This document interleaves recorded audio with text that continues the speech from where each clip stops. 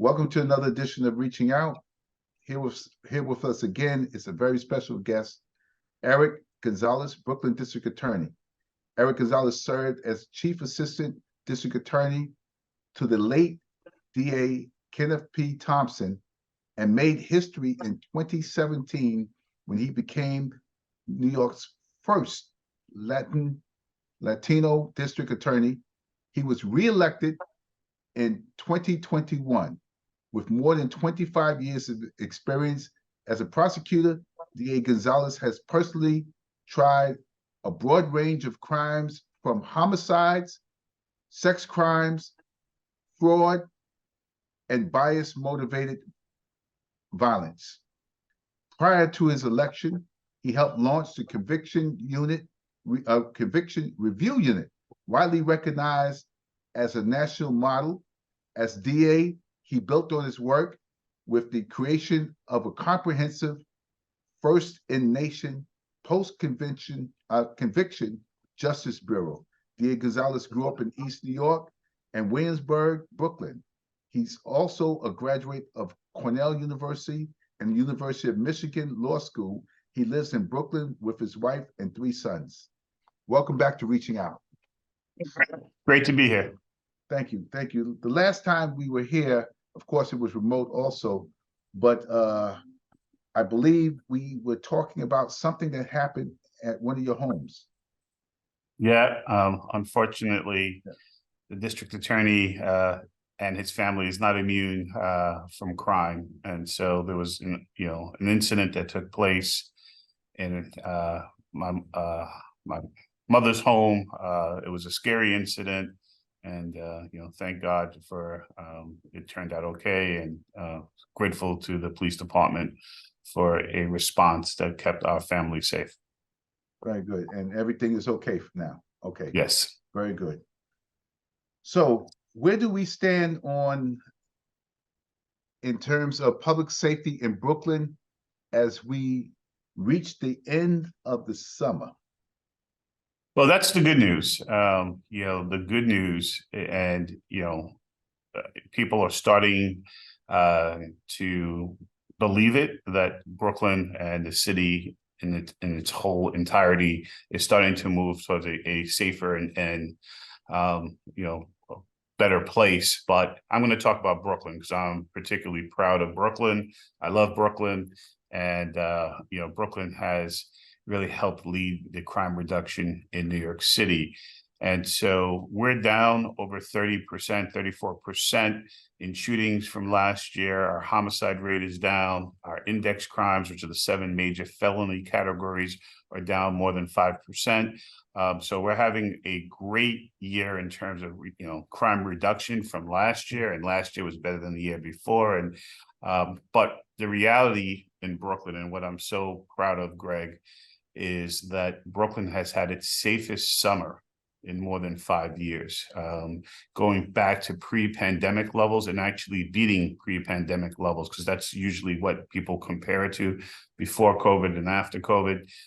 So Brooklyn had fewer shootings this summer than ever before, lower than 18, lower than 19, which were considered to be the safest years in Brooklyn history.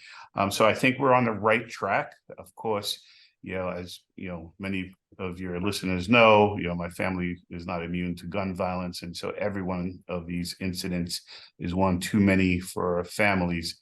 But to have a record-safe summer is something that we can all be proud about, something we can build on.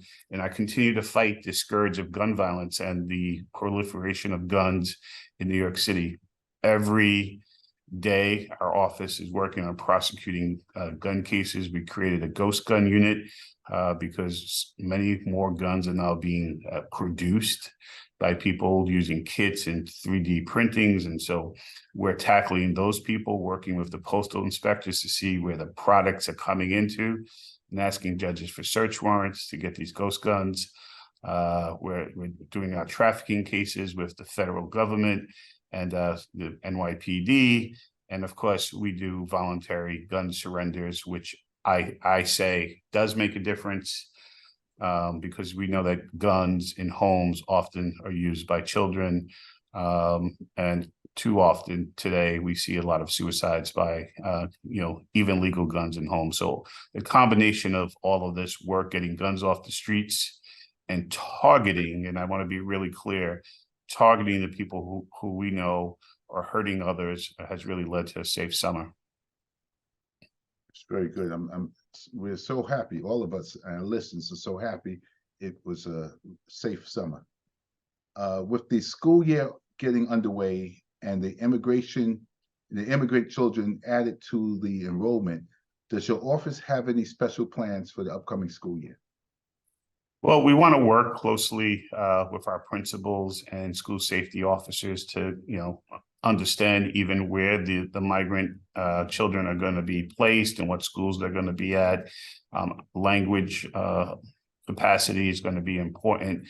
We've worked with DHS to get some of our social workers and our lawyers into some of the shelters, so we can start to offer services. What we're seeing sort of at the shelter level is a lot of domestic violence. We've seen some fights between new arrivals and longer term residents, and substance use, drug use. So we think there's a place for us to do programming and services. And then just going to work very closely with the principals and school safety officers to prosecute cases as needed. We all know that as district attorney, I don't have jurisdiction of cases now if someone is under 18 unless they're charged with a designated felony. So a lot of those cases now go to our family courts or corporation counsel, but I still have a role in keeping our community safe, and so we'll work very closely with the schools. Okay. Now, you had mentioned some, I would say, confrontations between residents and migrants. Do you have any specific examples? Well, just what's been publicly reported, that there have been fights around resources and things. These shelters are, they're a limited resource, and we have longer term shelter residents who are feeling squeezed by the new arrivals, and people are fighting for resources. It's why it's important that we figure out how we're going to get migrants out of the shelter system and into other places. And like the mayor and most of the leadership in the city, if we're going to accept new arrivals, the federal government is going to have to allow them to work. We can't continue to pay millions of dollars a year, and really billions of dollars over the next year and a half, without the people who are arriving being able to help cover their costs. Sure. Makes sense. Makes a lot of sense. Last month, Mayor Adams announced a gun violence prevention task force that outlined investments from agencies across the city. What is your opinion of this approach? It's excellent. Applaud the mayor. It's very consistent with my thinking as district attorney. And I think, it's consistent with what we know about gun violence. Gun violence actually is most prevalent in the communities that are the poorest, the least resources, where kids and aren't thinking about going to school or getting serious jobs. They're getting involved in gang activity. That gang activity winds up in shootings often, and this rivalry that takes place around geographic dominance from gang members.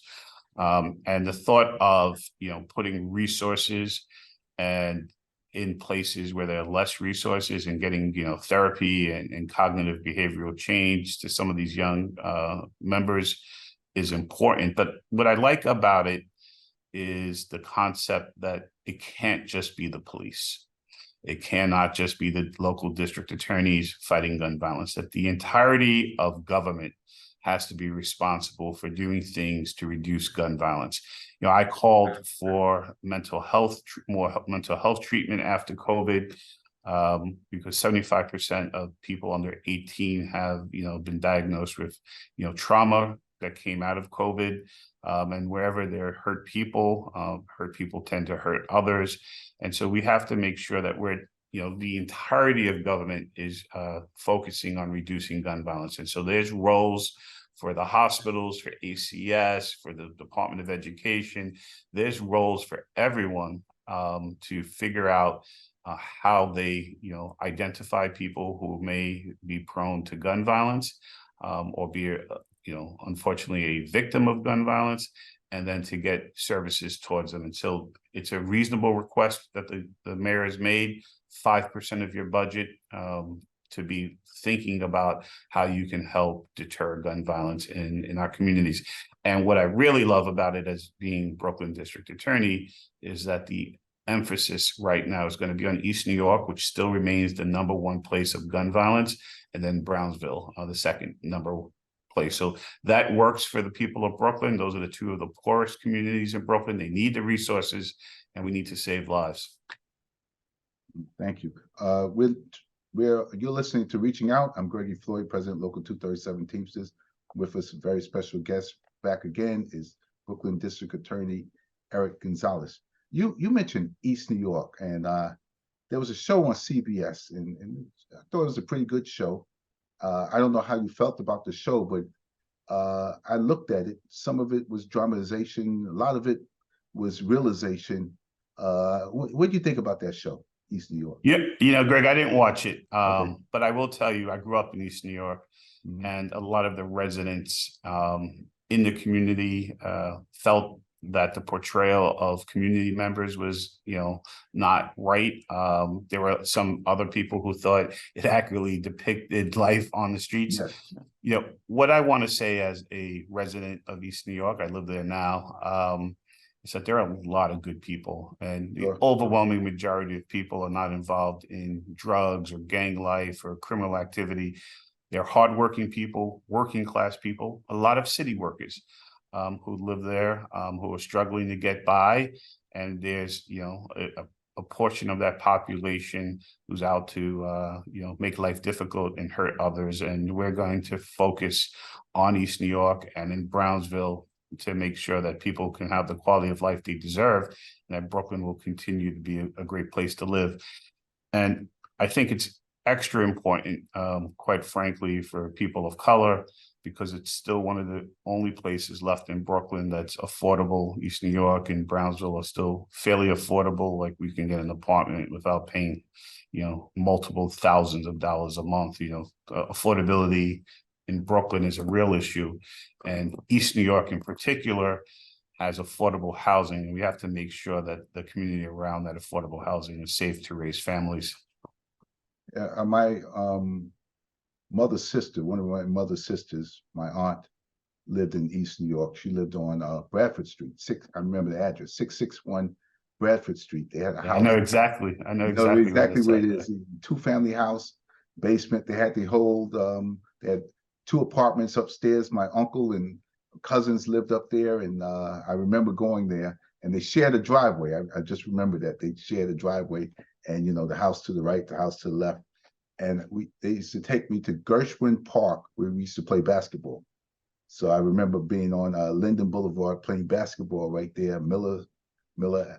And then I had a cousin that lived around the corner, I think on Miller, New Lots, Livonia. Last stop on the 2 train. So I remember fond memories of growing up in Brooklyn. And well, that's where I got on the train as a kid. I went to John Dewey High School in Gravesend in Brooklyn, but my train stop in East New York was Livonia, where I caught the train out to South Brooklyn. And, so we've made a lot of progress around there, but it still needs a lot more. And, these opioids, and the fentanyl is still killing a lot of people in East New York and Brownsville. Yeah, and my cousin went to Thomas Jefferson High School, and I remember he had a young man playing for the high school team who just got inducted to the Chicago Cubs Hall of Fame, Sean Dunston, who I remember in high school, he had the batting average, and get this, in high school, he had the batting average of 800. Wow. 800. That was nothing to me. That was unheard of. I said 800. So he went on. Greg, what are you? You're a Mets or Yankee fan? Or? I love the Mets. I like the National League. Yeah. Something about the National League that just grabs me. Well, Brooklyn Dodgers, I think, is what a lot of people Yeah. think about in the National League. What happened to our teams this year? What happened was age for one, injuries for the other. Injuries, age. The Mets didn't have a reliever. Um, when He got Judge hurt. He got hurt in the got beginning of hurt the for year. 51 games, they couldn't sustain it. But I like going into the future. I like the fact that both teams brought up rookies, and I like the rookies that both teams have. And I think the Mets and Yankees both have a bright future. The Mets need a little more pitching. I saw two good pitchers, three pitchers for the Mets. They have a lefty that pitched last night, and I think the Yankees need more pitching. But the Dominguez, I think his name is the one Yeah. that came up. What a player! I think he and Judge would be like a good 1-2 combination. If Stanton can ever just hit the ball and not strike out, that would be just better. Yankees need a leadoff hitter, though. Yeah. That's one of the things they desperately need. The Yankee batting averages are way too low. They need someone who can hit around 300 on the top of that lineup, so they can get the players that you just mentioned driving some runs. But for a better year across the board in sports in New York City. Yes, but in New York, what I always say is, well, baseball's over. We're on to the next season. We got football. If that doesn't work out, we have basketball and hockey. If that doesn't work out, baseball's coming back again. So we just have a rotation. That's how I look at it. I go from one sport to the other, one season to another. Reaching our young people is crucial in preventing violence. And, if a lot of young people got involved in sports, if we had some more sports teams in East New York, we could really keep the young people out of trouble. And just if we're able to bring them to a few games, that would keep them out of trouble too. What are some of your youth initiatives? Yeah, we were just talking about sports, and sports, I think, are unifiers. That's why I'm happy to see more women and young girls playing sports than when I was young. I see a lot of young women playing sports, and I think that's great for women and young girls. In Brooklyn, we invest. I use money that we take away from drug dealers and forfeiture money to support teams, and so my office is supporting basketball programming, a little league. We're not doing football this year, but we're also doing dance and other competitive sports programs. Soccer, there's a lot of soccer, especially with some of our Caribbean young people who like to play soccer, and it's growing. And so we're helping to pay for that. We have this. I'm sure you've heard of the Saturday Night Lights program. Sure. Brooklyn has the most locations in the city, and that was done in partnership with the Manhattan DA's office. And so, we're definitely making the investment in youth sports. We're also doing programming for young people that's academic related.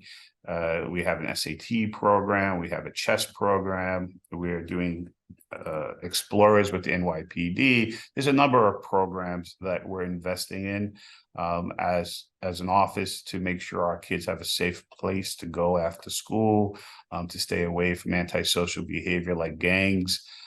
So there's a lot that we're doing. I'm really grateful to the superintendent of Brooklyn North, and there's a lot of high schools in North Brooklyn. She's been a real partner with my office, and we've been doing youth seminars and get-togethers where we're talking about really difficult issues around public safety, about relationships between young people and law enforcement, in particular the NYPD. Trying to engage young people to be productive citizens, let them know that we actually care about them. And like I've already said, so many of our young people were in crisis around COVID. They lost family members. They went through a lot of trauma. They were separated from institutions that kept them, normalized and productive. And so we need to do all of that. And this office is really kind of leading the way in partnerships. And so to any of your listeners, if you have something that you think we can help support, I'm always happy to have those conversations, because at the end of the day, I think most of us in government come into this job to make it better for the next generation. And so we have to support these young people. Yes, we have a co-ed softball team that we've been playing for the last say 10 years. So it's always important. And let me tell you, when you put together, I got 5 good girls that could play, and we have to have 3 on the field. And the other night, the ball was hit over her head. She took 1 step in. You know, the classic: you take 1 step in, the balls go over your head. Yeah. She turned around, hauled herself to the spot, put up the glove, and made an unbelievable catch. I'm like, I was so amazed. I've never seen that live when I was playing in the game before. The way she tracked that ball down, and she's originally from Seattle. She moved to New York. And I was just happy to have someone like that playing on our team. So, Is she a ringer? Is she like played college softball? I don't think she's a ringer. She's not a ringer. Right. She's not a ringer, but we played against some ringers. We played against John Rodriguez. They said it's J Rod. And I looked at him and said, "Who's J Rod?" They said, "Oh, he played on the 2006 World Series champion Cardinal team." I said, "What's he doing out here playing slow pitch softball with us? He could kill somebody." And that guy was hitting some shots. It was unbelievable.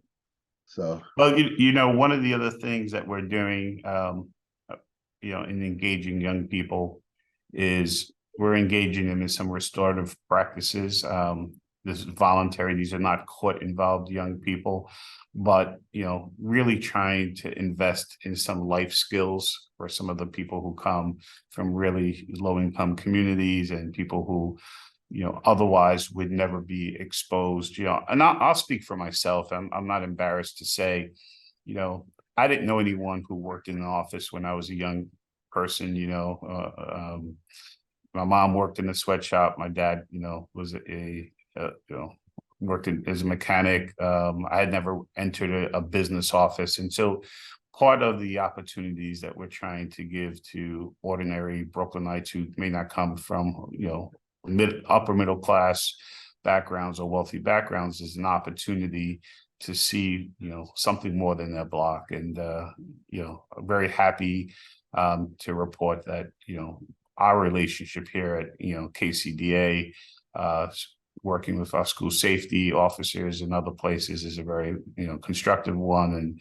And just look forward to continuing to engage young people because, they're our future. And, I still have school age children. And, I can see all the challenges that they face in their lives. And, they come from a parent who, has gone to college and, went to law school. So, but I remember what it was like as a young person in Brooklyn that didn't come from that kind of background. And so these programming is very important. And so, I also applaud the mayor on that because him and the city council really went above what we've seen before in terms of summer youth employment. And we brought a lot of those young people into our office as well. it's important. No one comes at anything knowing it all. You have to start somewhere. And the earlier you start, the better you're going to be. And let me just say one last thing because it's important. We have a high school internship program. We run it 3 times a year. We run a winter, that winter recess time. We run a small, week-long program there. We have a spring break kind of internship program. Then we have our summer program, which is 8 weeks. And, I should say it's open to high schoolers in New York City.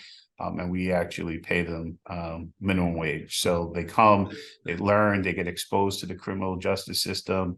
They meet a lot of, law enforcement and others, but they also get money, which is important, especially for, students who really could use that extra money. So feel free to check the Brooklyn DA's website for how your child can apply. That's very important. I was going to ask you a question, but I see we got the sign. Our time is up, and I got to say, I enjoyed this conversation. Anytime you want to come back, you're welcome. You don't have to wait for an invitation. You say, "Hey, look, call up and say, Greg, I have something I'd like to discuss." We'll make the time for you. We'll make the space for you. So you're welcome on the show anytime. Thank you. Thank you, Greg. Maybe next time I'll talk a little bit about the work that this office is doing to protect women around gender-based violence issues. Yes. Because we have a new initiative in Brooklyn to try to prevent domestic violence and sex crimes and human trafficking, and I'd be happy to talk about it.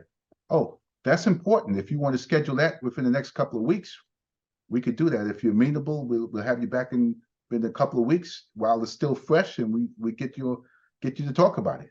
How All about right. we get some time for it? Okay. We'll reach out. Thank you. You've been listening to Reaching Out, a very special guest, Brooklyn District Attorney Eric Gonzalez. Thank you for being on Reaching Out. All right. Take care, all. Okay. See you soon.